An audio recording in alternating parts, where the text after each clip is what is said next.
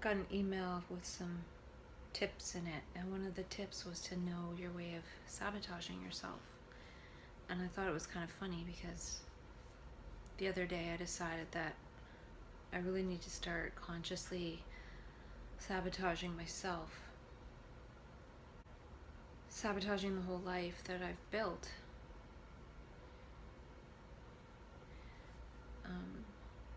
In preparation for taking off to California for a little while.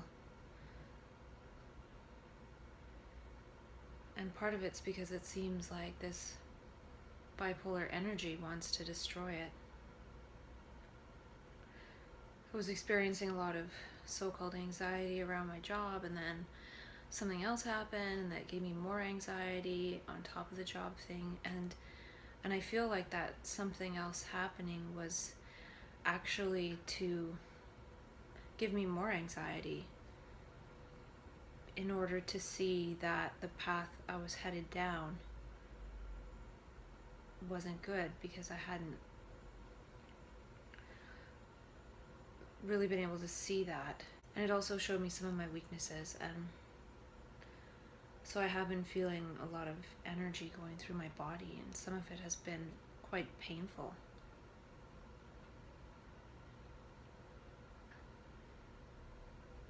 So I can't really say that it's fun. And I also feel, though, that by not really labeling it bad or good, if I label it bad, it's going to make it worse, or it's going to make it fearful. And that's when I feel like it's possible that those other fearful thoughts and associations can come in. So I've just been sitting with it in terms of the feeling of the energy of it, and not really making up any stories about it. So it passes, and then it comes back. Today I went out and I got myself some EMP. It's something that one has to be careful taking while taking psych meds, because it can sort of make one over-medicated in a way. At least that's what they say, especially with lithium, and that's what I'm taking. But I figure that since I used to be taking a mineral supplement just to use it up. It was like a kelp-based mineral supplement. And then when I ran out of that, I was taking some minerals in the form of shilajit, which is that black tar looking stuff. And I would just put it in my yerba mate tea. And I ran out of that. And since then I haven't had like a multi-mineral of any kind. I do take zinc and magnesium, but I haven't had a broad spectrum supplement. And they're in pretty small doses. But since I've been experiencing so-called symptoms, then I would think that my medication isn't really quite working to its full degree, because the stress I've experienced is extra stress. So that's why I'm going to take this, just one a day. I also had to research today psych wards in California to be prepared if that happens when I'm in California. And it would probably cost me close to 10 grand. So I'm really hoping that doesn't happen. But at the same time, I don't think it will. So I'm willing to take that risk.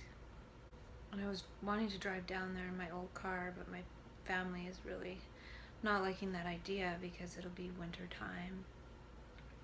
So I have to figure out if I'll just take a train or a plane and try and get a car down there or something, because I don't really want to be in the sort of secluded area I'll be in without a car. Today I also took back my sharps container. I had a big container of used syringes because I used to inject B12 until I found out that that wasn't the best kind of B12 for me. my naturopath, I did that DNA test through 23andMe, and he told me to take the other kind of B12, which is hydroxy B12. For me specifically, everybody's individual, of course. So it's really interesting to me whenever I think I'm doing something good for myself, but it turns out that I'm really not. And I think, though, that at the same time, there's somewhat of a placebo effect of if I'm doing something good for myself, or at least I think I am, then maybe it does some good, because at least I'm attempting to care about myself. And the placebo, I feel a lot of it is actually the underlying gesture of love and caring that is what causes the positive change, not necessarily what is in the pill or what is done in surgery. So if there was any kind of bad effect from actually doing that to myself, it's possible it was partly negated by the fact that I thought I was doing something good for myself. Unlike something like smoking, one could never think that this is good for me, unless one thinks it's good for them emotionally. Who knows? Like, people might even be able to negate that. So yeah, I got rid of that Sharps container because I won't be injecting any more of that. So it'll be interesting to see if I feel any better than I have in the last 2 weeks or so on this EMP. Because that's really my goal, is to transcend the need for the mental health system. And I think it's partly been a good experience feeling this inner turmoil and being able to stay in order, as Tom Wooten would say. Because it's sort of like practicing having that turmoil and it not getting to a point where it spirals out of control. And I was thinking about my past experience in psychosis and how, when I think about it, I look back and I say, I remember that I thought XYZ. I thought I was being framed for murder. I thought this or that, and I believed those things.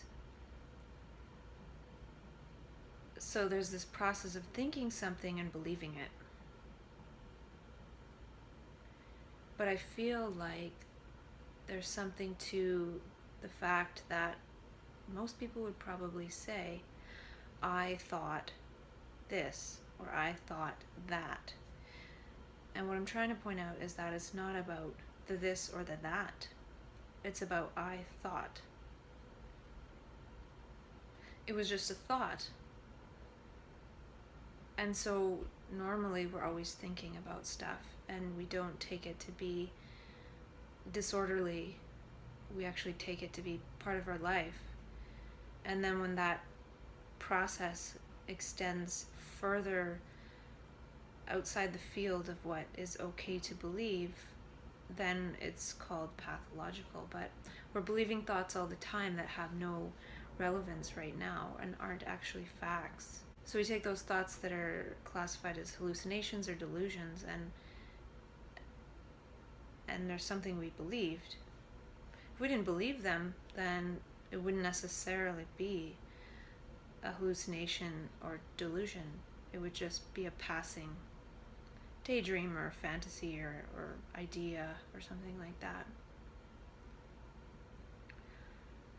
But I feel I talked about before that it's thought in general. It's not necessarily some thoughts are good and some thoughts are bad. It's the process of thinking itself that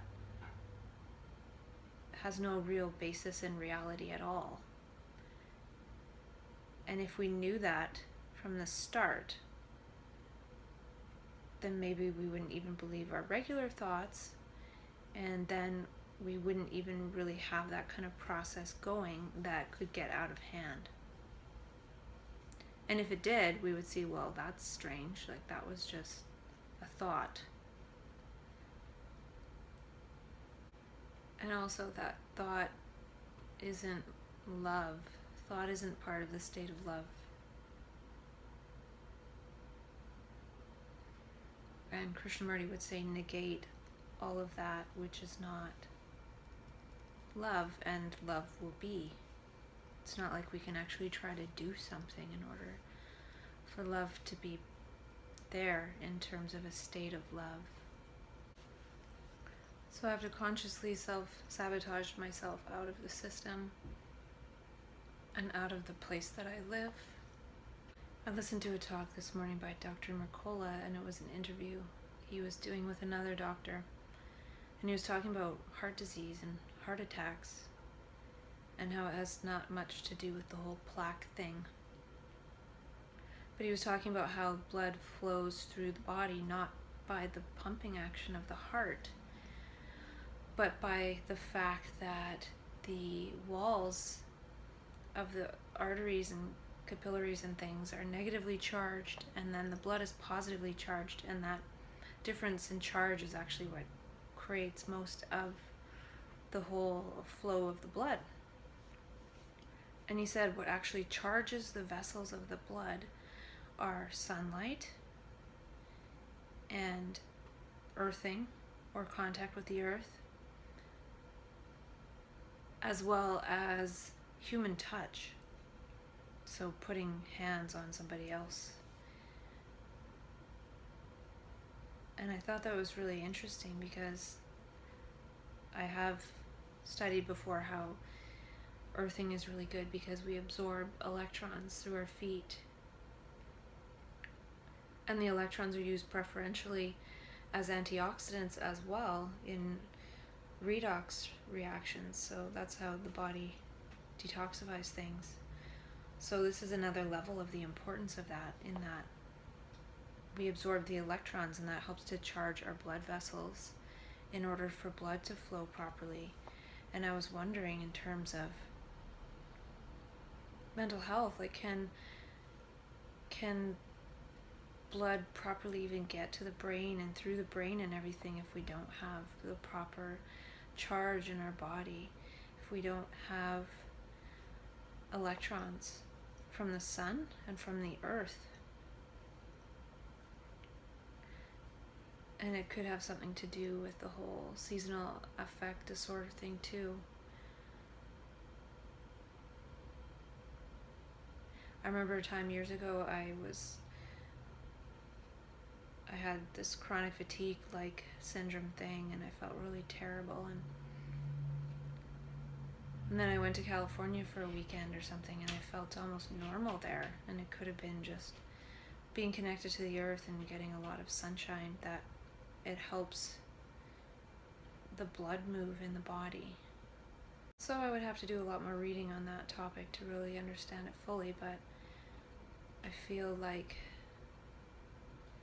it also applies globally in terms of how we're damming up all the rivers, and the rivers are like the capillaries of the earth. And water flow is what sort of circulates electrons as well. So we're doing it on a global scale, and we're doing it to ourselves just on an individual level as well. And I was thinking, well, this gives me even more reason to go to California, because there's sun there, and I can go barefoot, whereas right now here there's snow on the ground. And I was thinking about the term projection, because I was thinking about the mind screen and how our mind screen isn't blank, and we're sort of superimposing our own projections over that.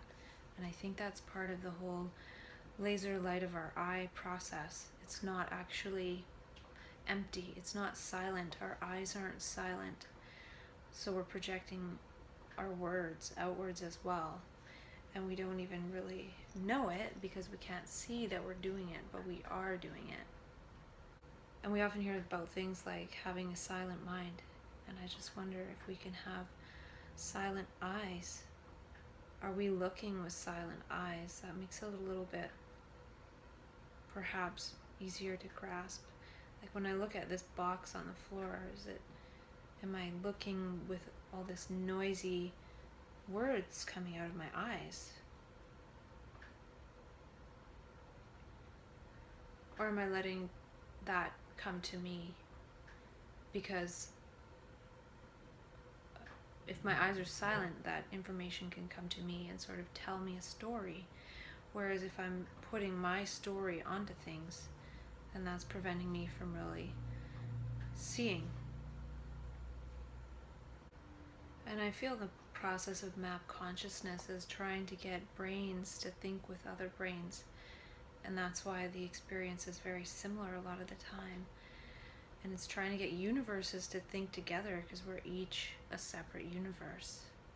I came across this video of me skating on rollerblades when I was in Mania the very first time, and I could skate in ways that I'd never skated before. I'd never thought to skate that way. I didn't even know I could skate that way. And so I was thinking that Mania is actually closer to our innate ability that we don't even know we have, because we probably never even thought to try to do that. So part of it is that we get more creative with ourselves. We become creative with ourselves. And it just makes me think of that saying, I am what I was looking for. And how can we find ourselves in that way if we're always talking about something else in our own mind?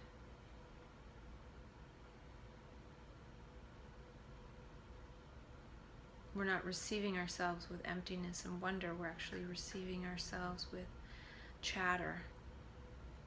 And then we think we are that chatter. And then when the chatter gets out of control one day in terms of something like so-called psychosis, then we think we're crazy, when maybe we're a little bit crazy to begin with because we're busy chattering about stuff that has nothing to do with anything.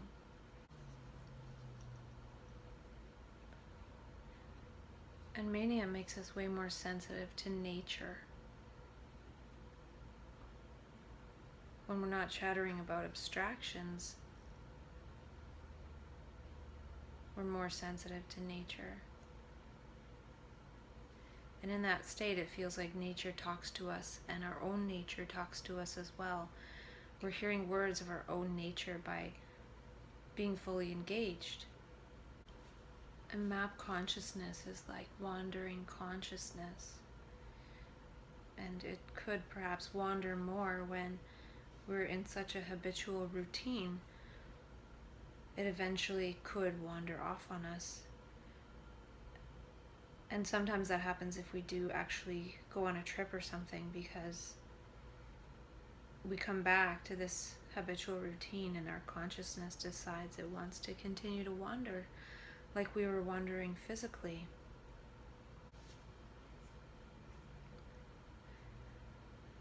In my earlier videos, I was talking more about embodied mania, and that's part of this self-sabotage process, is embodying mania and getting back to that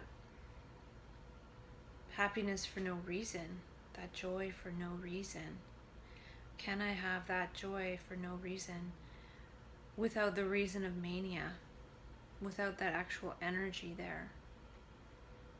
If that energy can come and take me over, then can I create that without having to wait for it to take me over at a time when that's not helpful? Can I design my life in such a way that I can welcome that energy and it won't really affect my life, because my life is in alignment with that energy, not in alignment with contrived habit and routine. And I don't know if it's possible,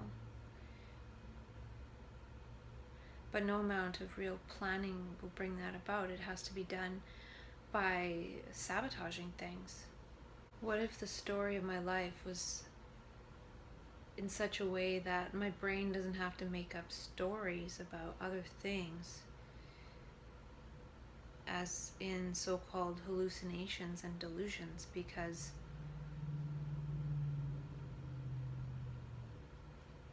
I'm not stuck in habitual thought patterns or traumatic thought patterns that the brain is trying to get me to see outside of, even if it's not really congruent with reality. That's the whole point. if it was congruent with reality, it would just be reality.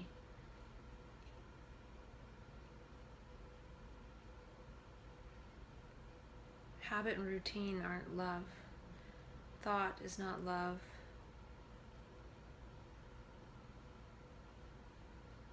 Definitely had no habits or routines when I was in mania that time.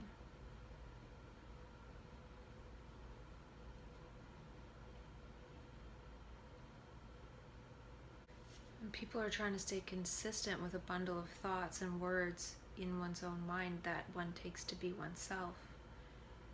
And these hallucinations and delusions actually are trying to break us out of that habit, out of that routine. Maybe that's one of the main things it's trying to do, is break habit and routine. It's not necessarily trying to transport us to some better reality or some terrifying hell, but just breaking us out of the habit and routine of thought that we're in, and it creates us to act in different ways. And some of them we might not like if we again try to superimpose our thought structures and our preferences on it. But it's still definitely breaking us out of habit and routine. Unfortunately, it often puts us in a paradigm of being medicalized because of that, but why are we not comfortable with less habit and routine? And a lot of it's to do with functionality. This could be actually really important because the world is moving towards more and more mechanization of things that don't require humans to do, like factory workers and even bank tellers. There's less and less banks, actual locations needed. So there's so many of these jobs that are going to be eliminated, and they keep talking about how a person has to be creative and full of ideas and all these things that are very hard to mechanize. And it's interesting because the energy of mania creates a human being that is exactly what is needed in terms of a non-mechanical human being who's very creative, and all of these capacities that one has. It's pretty much how the new human being has to be. And we go into that state as a reaction to being so mechanized and turned into just a habit, just a machine, basically. And so we break out of the machinery of thought into this creative thought, and then the whole machine of society wants to dampen that energy that's going through people, and it could be seen as something that it's completely necessary. And that's actually what I was talking about with Harvest One's mania, is that perhaps one day most people will be like that because we won't actually condition people into robots in the first place, which is what happens through education and family systems. Because a lot of what happens in mania is breaking away from all one's past conditioning. And doesn't mean that everybody in mania is the same. Everybody is uniquely themselves, and they're actually very different from each other, but they have these similar capacities. So I just think it's really interesting that they talk about, oh, we need these creative people, or that's how people are going to have to be if they're going to survive, because there's not going to be these sort of jobs that are out there right now for people. And so, and even if it got to a point where the people that aren't creative could still live, like they were fed and they were clothed and all that, they could still live, but they wouldn't have any kind of job. But society took care of them. Probably 1% of people would be all creative, and then the rest would be taken care of. But then what would be the point of life if somebody doesn't have any meaning or purpose? It could be the meaning of life to actually embody one's mania, to get in alignment with that energy that is the creative force through us.